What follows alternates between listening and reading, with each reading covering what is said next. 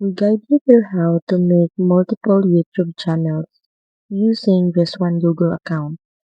First, open the YouTube app on your iPhone, tap your profile icon, and select your channel. At the top, tap your channel name, then choose Create a Channel or Add Account depending on your version.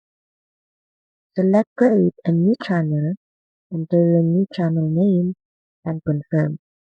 This automatically creates a brand account, letting you manage multiple channels under one login.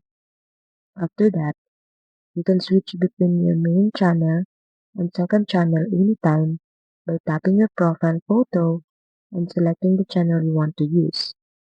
Everything stays under one Google account, but each channel has its own name, uploads, and settings.